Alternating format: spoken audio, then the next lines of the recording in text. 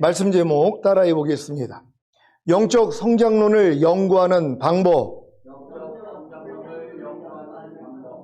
지난 시간에 이스라엘의 500년 역사에 나타난 모든 과정들은 성도들로 하여금 예수 그리스도의 형상을 완전히 담게 하시는 성장 과정과 하나님의 나라가 완성되도록 진행시키는 인류 구속사에 대한 모형적 진리라고 가르쳤는데 잘 이해하셨습니까? 이스라엘 백성들은 출애굽한 후에 40년 광야의 길을 통과하면서 이방 민족의 군대들, 즉 바로 군대, 아멜렉 군대, 아모리와 바산과 미디안 군대들과 싸워 이기고 가나안 땅에 들어갔습니다.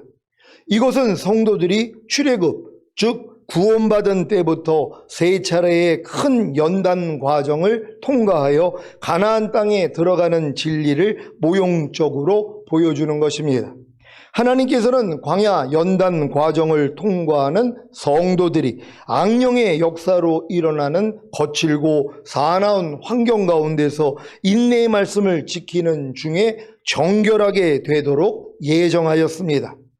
여기서 꼭 알고 있어야 할 것은 광야에서 세 차례의 큰 연단 과정을 통과할 때만 마귀가 역사하는 것으로 생각해서는 안 된다는 것입니다. 다시 말해서 세 차례의 연단 과정은 하나님이 예정하신 큰 시험들을 통과하면서 연단을 받는 과정이고, 그 밖에도 마귀가 배후에서 역사하는 가운데 일어나는 크고 작은 유혹과 고난들이 많이 있다는 것입니다. 애굽의 바로왕 군대의 추격을 받는 과정을 첫 번째 연단 과정이라고 하는데, 이스라엘 백성들은 바로 왕의 군병들에게 일방적으로 쫓기기만 하고 맞서서 싸우지도 못했습니다. 이와 같이 첫 번째 연단 과정에서 성도들은 초보적인 믿음과 인격을 가졌기 때문에 악령들과 대항하여 싸우지도 못하고 쫓기는 상태의 신앙생활을 하게 되는 것입니다. 그러나 바로왕의 추격을 받을 때 이스라엘 백성들이 멸망당하지 않은 것처럼 첫 번째 연단 과정을 통과하는 성도들도 다양한 방법으로 돌보시는 하나님의 사랑으로 말미암아 환난과 핍박이 있어도 잘 통과하게 되는 것입니다. 그리고 두 번째 연단 과정이라고 할 수 있는 아멜렉 군대들과 싸울 때 이스라엘 백성들은 비록 오합지졸같이 보잘것없는 군대였지만 일방적으로 쫓기기만 하는 것이 아니라 나가서 싸워 이기기도 하고 패하기도 하다가 결국에는 하나님의 도움으로 여호와 니시의 승리를 거두게 되는 것입니다. 이와 같이 두 번째 연단 과정을 통과하는 성도들은 범죄하도록 만들기 위해 공격하는 마귀에게 때로는 이기기도 하고 패배하기도 하면서 성장하다가 결국 하나님의 도움으로 큰 승리를 경험하게 되는 것을 의미합니다. 두 번째 연단 과정을 통과하는 성도들은 어느 정도 성장하였기 때문에 악령들과의 싸움이 초보적 단계와 큰 차이가 있다는 것을 알아야 합니다. 그리고 이스라엘 백성들이 아모리 왕, 바산 왕, 미디안 왕들의 군대들과 싸우는 과정을 세 번째 연단 과정이라고 하는데, 이것은 광야 연단 과정의 마지막 싸움으로서 싸울 때마다 온전한 승리를 거두게 되었습니다. 이와 같이 세 번째 연단 과정을 통과하는 성도들은 악령들과의 싸움에서 온전한 승리를 거두게 되었으므로 마음과 행실이 정결케 되어 가나안 땅에 들어갈 준비가 완성된 것입니다. 특히 중요한 것은 이스라엘 백성들 12지파 중에서 1만 2천 명의 용사들을 뽑아 미디안 왕들의 군대들을 멸망시킨 마지막 싸움에서는 완전 무결한 승리를 거두게 되었다는 것입니다. 이것은 성도들이 세 번째 연단 과정을 통과하면서 가나안 땅에 들어갈 수 있을 만큼 마음과 행실이 정결케 되었다는 것을 상징하는 것입니다. 좀 더 자세히 말하자면 광야 연단 과정을 다 마친 성도들은 강력한 마귀들의 공격을 받을지라도 하나님의 은총으로 말미암아 패배하는 생활이 없는 가운데 밝은 빛의 열매를 풍성히 맺음으로써 가나안 땅에 들어갈 준비가 완성된다는 것을 의미합니다. 이상에서 모형적 진리를 통하여 알게 된 것과 같이 이스라엘 백성들은 바로 군대의 추격을 받을 때보다 아멜렉 군대와 싸울 때 더욱 강해졌고, 아멜렉 군대와 싸울 때보다는 바산왕과 아모리 왕과 미디안 왕들의 군대들과 싸울 때 훨씬 더 강하여 온전한 승리를 거두게 된 것입니다. 그리고 마침내 이스라엘 백성들은 가나안 땅에 들어가게 되었습니다.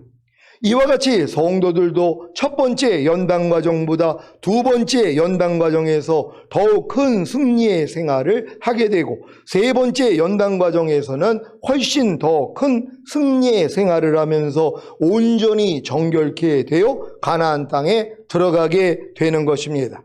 또한 가나안 땅에 들어간 이스라엘 백성들이 예루살렘 성을 건축할 때까지 점진적으로 발달한 것처럼 성도들도 하나님의 생명이 내주한 후에도 점진적으로 성장하여 예수님의 형상을 완전히 담게 되는 완덕의 경지에 도달하게 되는 것입니다. 이러한 모형적 진리를 통해 어떻게 영적으로 성장하는지 이해가 되셨습니까? 그렇다면 오늘은 영적 성장론을 연구하는 방법에 대해 말씀드리겠습니다. 이스라엘 왕국의 발달 과정을 중심으로 하는 이 영적 성장론은 성도들이 영적으로 성장하는 과정을 6단계로 분류합니다. 첫 번째 단계는 출애굽 전후의 과정입니다. 출애굽기 1장부터 13장까지를 보면 성도들의 출애굽 전후 과정에 대한 모형적 진리가 기록되어 있습니다. 가나안 땅은 믿음의 조상 아브라함에게 그 자손들, 즉 이스라엘 백성들을 위하여 약속하신 땅입니다. 그러나 아브라함의 손자 야곱이 노년에 가나안 땅과 애굽 땅을 비롯한 중동 지역 전체가 큰 기근으로 말미암아 고통을 받고 있을 때 70여 명의 자손들을 거느리고 아들 요셉이 총리로 통치하던 애굽 땅에 내려가게 되었습니다.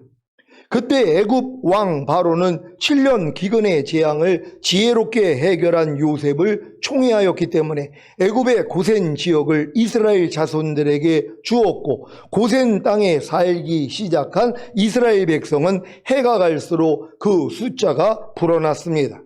그런데 모세의 출생 당시에는 요셉을 알지 못하는 왕이 애굽을 다스리게 되었는데, 그 왕은 고센 지역에 살고 있던 이스라엘 백성들의 숫자가 많아지고 부유하게 사는 것을 보면서 경계하고 시기하는 마음이 생겼습니다.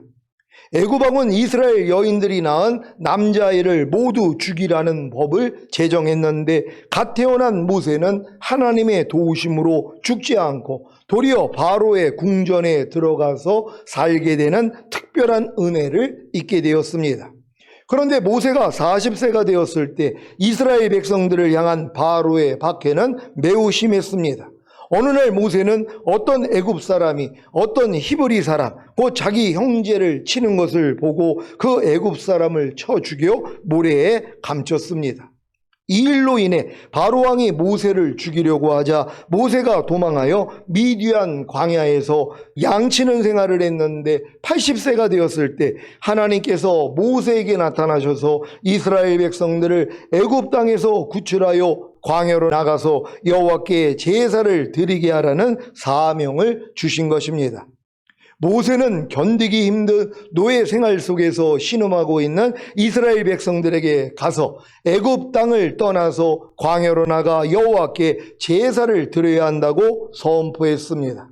그리고 모세는 바로 왕에게 이스라엘 백성들이 광야에서 하나님께 제사를 드릴 수 있도록 보내달라고 말했지만 강팍한 바로 왕은 거절했습니다. 바로 왕이 이스라엘 백성들을 내보내지 않겠다고 했기 때문에 그때부터 애굽 땅에는 10가지 재앙이 일어났는데, 바로 왕은 애굽의 장자와 모든 짐승의 처음 난 새끼가 죽게 되는 10번째 재앙을 당할 때 비로소 이스라엘 백성들이 출애굽하는 것을 허락한 것입니다. 애굽에 내린 10가지 재앙이 무엇입니까? 먼저 왜 하나님이 이스라엘이 400년간 노예로 살고 있던 애굽에 10가지 재앙을 내리신 것입니까? 10가지 재앙은 첫째로 애굽의 모든 종교와 사상과 그들이 섬기는 신들을 멸함으로 인류의 역사와 모든 피조물을 다스리는 절대 주권이 하나님께 있다는 사실을 보여주신 것입니다. 둘째로는 하나님이 택한 백성인 이스라엘을 10가지 재앙을 통해 애굽에서 구원하심으로 하나님이 원하시는 가나안 땅에서 하나님과 영원히 함께 살기를 원하신 것입니다. 애굽의 모든 종교와 사상과 그들이 섬기는 신들이 여러분 안에 있다는 사실을 아십니까? 여러분 안에 있는 모든 죄와 불의와 불법과 비진리와 악들과 모든 이론과 하나님 아는 것을 대적하여 높아진 것들과 모든 생각들이 바로 애굽의 모든 종교와 사상과 그들이 섬기는 신들입니다. 그래서 애굽에 내린 10가지 재앙이 저와 여러분에게 임해야 애굽의 모든 종교와 사상과 그들이 섬기는 신들을 멸함으로 인류의 역사와 모든 피조물을 다스리는 절대 주권이 하나님께 있다는 사실을 알기에 하나님 앞에 항복하고 오직 하나님 한 분만을 섬기게 되는 것입니다. 여러분은 인류의 역사와 모든 피조물을 다스리는 절대 주권이 하나님께 있다는 사실을 알기에 하나님 앞에 항복하고 오직 하나님 한 분만을 섬기고 계십니까? 그렇다면 10가지 재앙을 통해 자신은 죽고 오직 주님으로만 살게 된 것입니다. 여러분이 아직 내게 사는 것은 그리스도니가 되어 있지 않다면 10가지 재앙을 통해 완전히 죽어야 합니다. 10가지 재앙에서 첫 번째 재앙은 나일강의 물이 변하여 피가 되는 재앙입니다. 나일강은 애굽에게 풍요와 만족을 주는 젖줄입니다. 그래서 애굽은 나일강의 수호신인 쿠눔과 나일강의 범람으로 주변 지역에 물을 공급해주는 풍요와 다산의 여신 하피를 숭배했습니다. 그런데 나일강의 물이 피로 변하자 마시지 못하게 된 것입니다. 이것은 바로 하나님이 나일강의 수호신인 쿠눔과 나일강을 주관하는 신인 하피를 하나님이 심판하신 것입니다. 세상 사람들의 신들은 무엇입니까? 자신에게 풍요와 만족을 가져다 주는 돈, 그 돈을 벌게 하는 여러 가지 일들이 아닙니까? 이것들이 피로 변한다면 더 이상 마시지 못합니다. 더 이상의 공급이 없어진다는 말입니다. 몇 년 전에 우한 폐렴으로 인하여 얼마나 많은 어려움과 고통을 겪었습니까? 사업터와 일터와 교회와 학교가 문을 닫았습니다.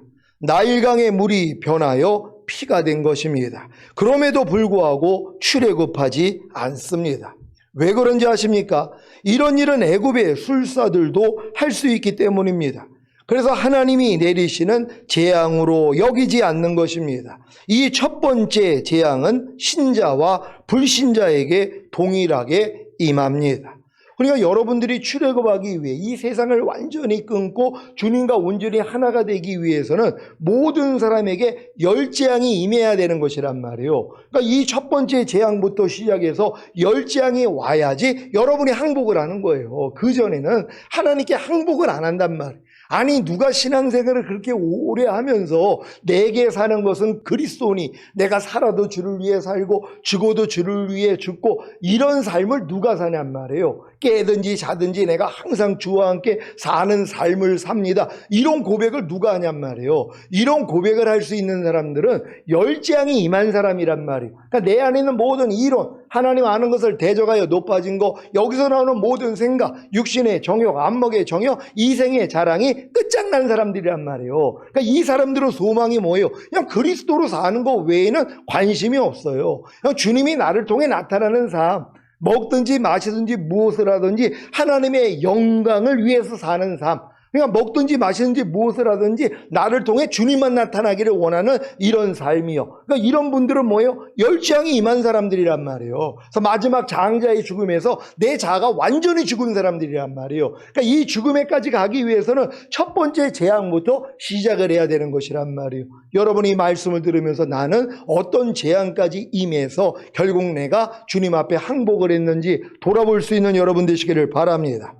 두 번째 재앙은 개구리 재앙입니다. 출애굽기 8장 1절로 4절입니다. 제가 먼저 읽습니다. 여호와께서 모세에게 이르시되 너는 바로에게 가서 그에게 이르기를 여호와의 말씀에 내 백성을 보내라. 그들이 나를 섬길 것이니라. 내가 만일 보내기를 거절하면 내가 개구리로 너의 온 지경을 칠지라. 개구리가 하수에서 무수히 생기고 올라와서 내 궁예와 내 침실에와 내 침상 위에와 내 신하의 집에와 내 백성에게와 내 화덕에와 내 떡반죽 그릇에 들어갈지며 개구리가 내 개와 내 백성에게와 내 모든 신하에게 오르리라 하셨다라. 아멘. 나일강의 물을 피로 만드는 첫 번째 재앙 다음에 바로 이어진 개구리 재앙은 헥트라는 개구리 형상을 한 여신을 하나님이 심판하신 것입니다. 개구리 형상을 한 여신 헥트는 다산의 신과 여성들을 출산 시에 보호하며 생명의 탄생을 돕는 신으로 숭배를 받았습니다. 그래서 풍요의 상징이 된 것입니다. 그런데 이 풍요의 상징이 도리어 더럽고 징그럽고 괴롭히는 도구가 되었습니다. 나일강물이 변하여 피가 되어서 마시지 못하게 될 때 예전에 누렸던 모든 풍요와 만족이 도리어 개구리가 되어서 모든 영역에서 자신을 힘들고 괴롭게 함으로 비로소 애굽을 떠날 결심을 하게 됩니다. 하지만 이런 일은 애굽의 술사들도 할 수 있기에 결심이 사그라집니다. 이 두 번째 재앙도 신자와 불신자에게 동일하게 임합니다. 그러니까 이 개구리 재앙까지 와서 여러분들이 추구했던 이 모든 것들이 진짜 쓸데없다는 걸 깨닫고 여러분을 괴롭히는 이런 도구가 되는 것이란 말이에요. 그러니까 이런 일이 생겼을 때 뭐예요? 야, 이제 내가 정신 차리고 주님 뜻대로 좀 살아야 되겠다. 그러는데 뭐예요? 또 마음이 바뀌어버린단 말이에요. 요 정도 가지고는 여러분이 내가 하나님 더 이상 나를 위한 삶을 살지 않겠습니다. 나를 위해 죽었다가 다시 살아나신 주만을 위해 살겠습니다. 이 고백을 하는 단계까지는 못 들어가는 것이란 말이에요. 이 고백을 하다가도 뭐예요? 금방 바뀌어지는 것이란 말이에요. 그러니까 여러분들도 지금 신앙생활을 하면서 하나님이 이런 재앙을 통해서 여러분들을 훈련하고 있었다는 걸 알고 감사하시기를 바랍니다. 출애굽기 8장 6절로 8절입니다. 제가 먼저 읽습니다. 아론이 팔을 애굽 물두리에 펴매 개구리가 올라와서 애굽 땅에 덮이니 술객들도 자기 술법대로 이와 같이 하여 개구리로 애굽 땅에 올라오게 하였더라. 다 같이 바로가 모세와 아론을 불러 이르되 여호와께 구하여 개구리를 나와 내 백성에게서 떠나게 하라. 내가 이 백성을 보내리니 그들이 여호와께 희생을 드릴 것이니라. 아멘. 개구리 재앙을 통해 내가 이 백성을 보내리니 그들이 여호와께 희생을 드릴 것이니라고 했던 바로 왕이 이 일을 내일로 미룹니다. 그 결과 개구리들이 다 죽어 악취가 났지만 숨통이 튈만 하니까 금세 마음이 바뀐 것입니다. 출애굽기 8장 9절로 15절입니다. 제가 먼저 읽습니다. 모세가 바로에게 이르되 내가 왕과 왕의 신하와 왕의 백성을 위하여 어느 때에 구하여 이 개구리를 왕과 왕궁에서 끊어서 하수에만 있게 하오리까 내게 보이소서. 그가 가로되 내일이니라. 모세가 가로되 왕의 말씀대로 하여 왕으로 우리 하나님 여호와의 같은 이가 없는 줄을 알게 하리니. 개구리가 왕과 왕궁과 왕의 신하와 왕의 백성을 떠나서 하수에만 있으리이다 하고 모세와 아론이 바로를 떠나 나가서 바로에게 내리신 개구리에 대하여 모세가 여호와께 간구하매 여호와께서 모세의 말대로 하시니 개구리가 집에서 마당에서 밭에서 나와서 죽은지라. 사람들이 모아 무더기로 쌓으니 땅에서 악취가 나더라. 다 같이 그러나 바로가 숨을 통할 수 있음을 볼 때 그 마음을 완강케 하여 그들을 듣지 아니하였으니 여호와의 말씀과 같더라. 아멘. 이 두 번째 개구리 재앙은 바로 왕으로 하여금 이스라엘 백성을 보내야겠다고 마음먹게 만든 첫 번째 재앙입니다. 하지만 아직은 멀었습니다. 금세 마음이 바뀌기 때문입니다. 몇 년 전에도 어떤 단체를 오랫동안 섬긴 분이 우한 폐렴으로 인해 변하는 세상을 보면서 다급하게 주님이 곧 오실 것 같아요 하면서 몹시 두려워하며 깨어나는 것 같았었는데 금세 마음이 바뀐 것을 보았습니다. 이것이 애굽의 바로 왕과 같은 우리의 자아입니다. 그래서 이 마지막 때에 10가지 재앙이 임해야 하는 것입니다. 세 번째 재앙은 이의 재앙입니다. 출애굽기 8장 16절로 19절입니다. 제가 먼저 읽습니다. 여호와께서 모세에게 이르시되 아론에게 명하기를 내 지팡이를 들어 땅에 티끌을 치라 하라. 그것이 애굽 온 땅에서 이가 되리라. 그들이 그대로 행할세. 아론이 지팡이를 잡고 손을 들어 땅에 티끌을 치매 애굽 온 땅의 티끌이 다 이가 되어 사람과 생축에게 오르니. 술객들이 자기 술법으로 이같이 행하여 이를 내려 하였으나 못하였고 이는 사람과 생축에게 있은지라. 술객이 바로에게 고하되 이는 하나님의 권능이니이다 하나 바로의 마음이 강팍해 되어 그들을 듣지 아니하였으니 여호와의 말씀과 같더라. 아멘. 땅에 티끌을 침으로 애굽 온 땅에 티끌을 이로 창조하심으로 사람과 생축에게 오르게 한 재앙은 창조와 기술의 신 푸타와 땅의 신 셉을 하나님이 심판하신 것입니다. 땅에 속한 모든 것을 신처럼 여기며 누리고 살았는데 그 모든 것이 이가 되어 자기를 괴롭게 한다고 생각해 보십시오. 요즘 일상생활이 이가 되어 괴롭히지는 않습니까? 몸과 마음이 답답해지니까 눌려서 예전에 아무렇지도 않았던 사소한 일들이 이가 되어 여러분들을 괴롭히지는 않습니까? 상대의 말과 행동 하나하나가 여러분의 몸과 마음을 괴롭게 하지는 않습니까? 이것이 바로 이의 재앙입니다. 이 재앙을 통해 술객들은 자기 술법으로 티끌로 이를 만들려고 했지만 할 수가 없었습니다. 그래서 결국에는 하나님의 권능인 것을 인정한 것입니다. 하지만 바로 왕은 마음이 강팍해 되어 지금까지 잘 듣던 술객들의 말조차 듣지 않았습니다. 요즘 갑자기 사소한 일에도 짜증을 내는 여러분에게 가까운 사람이 권면을 하면 잘 듣습니까?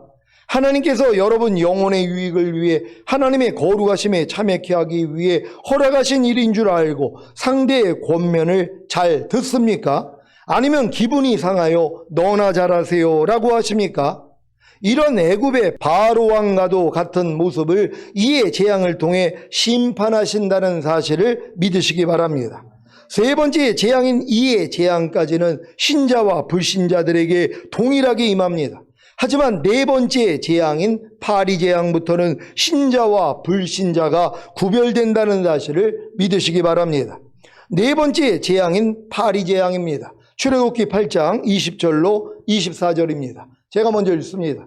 여호와께서 모세에게 이르시되 아침에 일찍이 일어나 바로 앞에 서라. 그가 물로 나오리니 그에게 이르기를 여호와의 말씀에 내 백성을 보내라. 그들이 나를 섬길 것이니라. 내가 만일 내 백성을 보내지 아니하면 내가 너와 내 신하와 내 백성을 보내지 아니하면 내가 너와 내 신하와 내 백성과 내 집들의 파리떼를 보내리니 애굽 사람의 집집에 파리떼가 가득할 것이며 그들의 거하는 땅에도 그러하리라. 그날에 내가 내 백성의 거하는 고센 땅을 구별하여 그곳에는 파리떼가 없게 하리니 이로 말미암아 나는 세상 중에 여호와인 줄을 내가 알게 될 것이라. 내가 내 백성과 내 백성 사이에 구별을 두리니 내일 이 표징이 있으리라 하셨다 하라 하시고. 다 같이 여호와께서 그와 같이 하시니 무소한 파리떼가 바로의 궁예와 그 신하의 지배와 애굽 전국에 이르니 파리떼로 인하여 땅이 해를 받더라. 아멘. 애굽 사람의 집집에 파리떼가 가득한 재앙은 파리의 신 하특곡을 하나님이 심판하신 것입니다. 또한 파리의 재앙을 내리실 때 이스라엘의 고센 지역과 이집트 지역을 명확히 구분하셔서 파리들이 애굽 땅에만 있게 하심으로 공기와 바람의 신 슈와 대지의 신 게부를 하나님이 심판하신 것입니다. 나일 강물이 피가 되어 마시지 못하고 개구리가 나와서 힘들게 하고 이가 생겨서 괴롭히니 미치지 않겠습니까? 이것이 바로 파리 재앙입니다. 제가 여름에 종종 은혜동산 교회에 초대를 받고 오리를 구워 먹을 때 파리 몇 마리가 날라들면 얼마나 괴로운지 모릅니다. 마음을 내려놓고 파리랑 같이 먹자니 찝찝하고, 그래서 쫓으면 계속 날아들고, 이렇게 두서너 마리 파리도 저를 괴롭게 하는데 수천, 수만, 아니 수억 마리의 파리떼가 날아든다면 어떻겠습니까? 미치는 것입니다. 사건 사고가 휘몰아쳐서 사방으로 우겨싸임을 당할 때 어떻습니까? 답답한 일을 당할 때 어떻습니까? 핍박을 받을 때 어떻습니까? 거꾸로 트림을 당할 때 어떻습니까? 주님께 항복하지 않고 끝까지 버팁니까?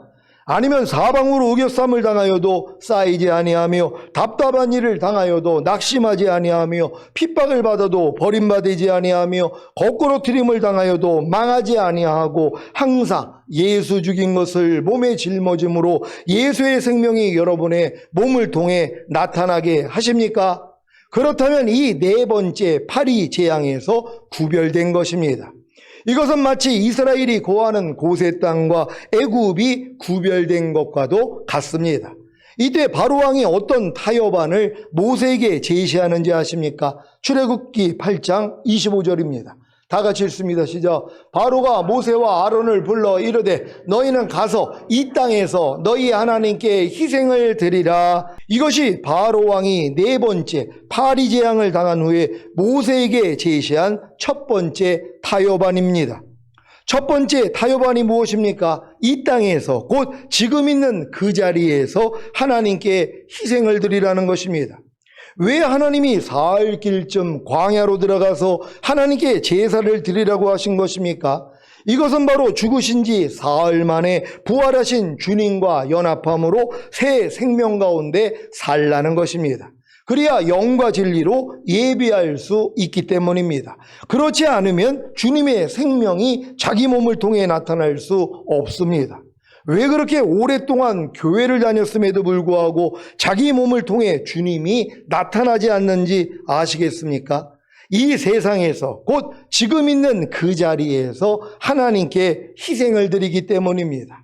모세처럼 애굽의 바로왕의 타협안에 넘어가지 마시기를 바랍니다. 그러니까 파리의 재앙까지 오니까 파리 재앙부터는 구별이 된단 말이에요. 고셀 땅에 있는 이스라엘인들에게는 파리 때가 임하지 않았는데 애굽에 있는 사람에게만 파리 때가 임하는 것이란 말이에요. 그러니까 이렇게 구별되는 하나님의 역사를 보니까 바로 왕이 타협안을 제시를 하는 거예요. 하나님은 한 사흘 길쯤 광야로 나아가서 하나님께 제사를 드리라 그랬잖아요. 하나님께 예배 드리라 그랬잖아요. 이 사흘 길쯤이라는 게 죽으신 다음에 사흘 만에 부활하신 주님과 연합됨으로써 하나님 앞에 영광의 진리로 예배를 드리라는 뜻이란 말이에요. 근데 마귀는 뭐라고 그래요? 그렇게 하지 말라는 거예요. 그냥 이곳에서 이 세상에서 하나님께 제사 드려. 뭐 굳이 그렇게 멀리 광야에 가가지고 예배를 드리려고 그래. 그러지 말고 그냥 이 자리에서 예배를 드려. 이게 마귀의 타협안이라는 것이란 말이에요. 바로 왕이 이렇게 타협안을 제시한 것처럼 마귀도 마찬가지예요. 너무 이렇게 지나치게 예수를 믿냐? 야, 주일만 가면 되지. 무슨 수요 예배, 금요 예배, 아니 그런 거 하지 마. 아니 무슨 그런 거를 하냐? 그냥 일주일에 한 번만 교회 가면 되지. 이런 식으로 얘기를 한단 말이에요. 육신의 정욕, 안목의 정욕, 이생의 자랑. 그걸 왜 끊어? 우리가 이 세상에 살면서 누릴 것도 누려야지. 그러면서 뭐예요? 이 땅에서 하나님께 예배를 드리라는 거예요. 그러니까 세상과 똑같이 짝하면서 신앙생활을 하라고 하는 거란 말이에요. 그러니까 지금 많은 사람들이 뭐예요? 교회 다니면서 세상하고 짝하는 사람들이 얼마나 많이 있냔 말이에요. 자기가 하나님의 성전이라는 것도 모르고 성전 안에 주님이 거하시는 것도 모르고 이 성전 안에 온갖 더러운 것들을 다 집어넣지 않습니까? 세상 사람들이 즐겨하는 것들을 즐겨하고 있다는 것이란 말이에요. 술을 집어넣고 담배를 집어넣고 온갖 나쁜 것들을 다 집어넣고 육신의 정욕, 안목의 정욕, 이생의 자랑을 다 집어넣으면서 사는 것이란 말이에요. 이들이 누구예요? 이 땅에서 하나님께 예배드리는 자들이란 말이에요. 세상에 속해서 하나님께 예배를 드리는 것이란 말이요. 그러니까 이런 사람들에게 뭐요? 재앙이 또 와야 되는 것이란 말이요. 그래서 하나님 앞에 결국은 꺾여가지고 이 모든 것을 내려놓고 하나님만 바라보게 된다는 걸 믿는 여러분 되시기를 바랍니다. 다음 주에 이어서 말씀을 선포하겠습니다. 여러분은 애굽에 내린 열 재앙의 원인과 그 내용과 목적에 대해 배우고 있습니다. 부디 애굽에 내린 10가지 재앙을 통해 자신 안에 거하고 숭배받고 있던 다른 신들을 발견함으로 심판하여 다 멸하시기를 우리 주 예수 그리스도의 이름으로 축원합니다.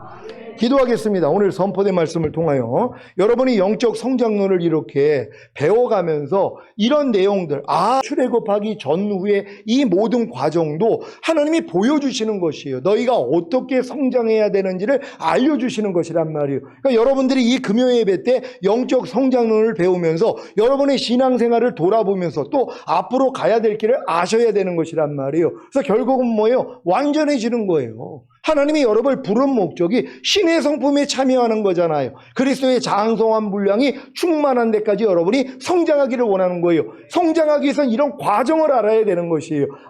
이 출애굽한 이스라엘도 이런 과정을 통해서 가나안 땅에 들어가고 가나안 땅에 있는 7족속과 31명의 왕들을 다 몰아내고 거기다가 성전을 지었을 때 하나님의 영광이 임한 것 같이 우리도 이 자리까지는 들어가야 되는구나. 그러기 위해서 뭐예요? 출애굽기에 열 재앙을 또 알아야 되는 것이란 말이에요. 이 재앙이 여러분에게 온전히 임해야 여러분이 항복한단 말이에요. 그전에는 항복 안 해요. 염려하지 말라. 아무리 얘기해도 누가 항복을 합니까? 미워하지 말라, 판단하지 말라, 원망과 시비하지 말라, 이런 말씀에 대해서 누가 항복을 하냔 말이에요. 그러니까 하나님이 뭐예요? 열 재앙을 내려야 되는 거예요. 그러니까 열 재앙을 맞고 마지막 끝재앙, 장자의 죽음까지 여러분의 옛자, 옛 성품이 완전히 죽어지는 그 자리까지 가야지 뭐예요? 하나님이 뭐뭐 하라 그러면 무조건 아멘이에요. 그냥 하지 말라 그러면 안 하고, 하라 그러면 하고, 지키라 그러면 지키고, 버리라 그러면 버리는 이 신앙으로 돌아간단 말이에요. 이게 주님과 완전히 하나가 된 자들 아니에요. 예수 그리스도가 하나님께 죽기까지 복종한 것처럼 여러분도 그 자리까지 가는 거란 말이에요. 이런 유익을 우리가 다 얻기를 원합니다. 주여 한번 해주고 기도합니다.